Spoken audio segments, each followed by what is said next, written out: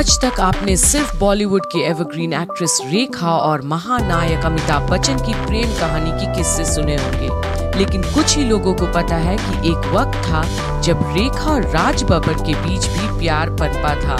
ये वो वक्त था जब राज बब्बर की पत्नी स्मिता पाटिल साल 1986 में बच्चे को जन्म देते वक्त दुनिया छोड़ गई थी। तब राज बब्बर पूरी तरह से टूट चुके थे।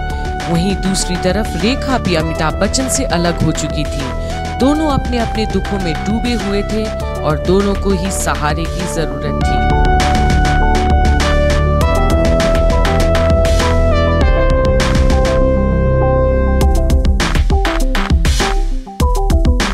दिनों राज बब्बर और रेखा साथ में फिल्म में काम कर रहे थे। दोनों अपने अपने रिश्तों में अकेले थे और दोनों का यही अकेलापन राज और रेखा की नजदीकी का कारण बना। हालांकि रेखा ने कभी भी अपने और राज बब्बर के रिश्ते के बारे में बात नहीं की, लेकिन राज बब्बर कई बार इस रिश्ते पर खुलकर बात करते दिखे। खबरों की माने तो कुछ ही समय के लिए ही सही, लेकिन दोनों के बीच काफी गहरा रिश्ता बन गया था। राज बब्बर अपनी पहली पत्नी के पास वापस जाना चाहते थे, पर रेखा को उनका ये फैसला मंजूर नहीं था।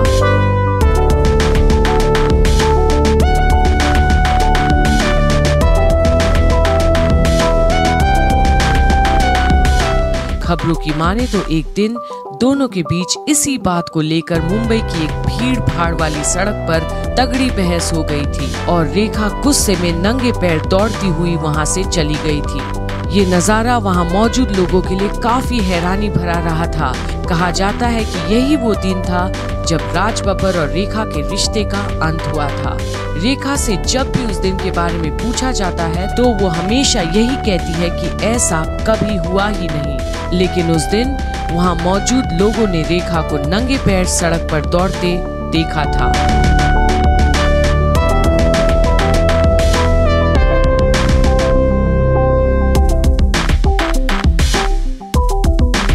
अपने एक पुराने इंटरव्यू में राज बब्बर ने रेखा के साथ अपने अफेयर की खबरों को कबूल किया था। उन्होंने कहा कि हम साथ में काम कर रहे थे और इमोशनली एक दूसरे को काफी सपोर्ट करते थे। इस इंटरव्यू में राज ने ये भी बताया है कि वो रेखा के साथ उतना कनेक्टेड नहीं थे जितना स्मिता के साथ थे। राज बब्बर ने कहा कि मैं ये नहीं कहता कि हम दोनों सिर्फ दोस्त थे, ये सब अब पुरानी बातें हो चुकी हैं। मैंने उनके साथ कई भावुक पलों को जिया है। कोई भी इस तरह के रिश्ते को जल्दी से नहीं भुला पाता। हाँ, आज हम दोनों साथ नहीं हैं, लेकिन हमारे बातें बीते दिनों की कई अच्छी यादें हैं।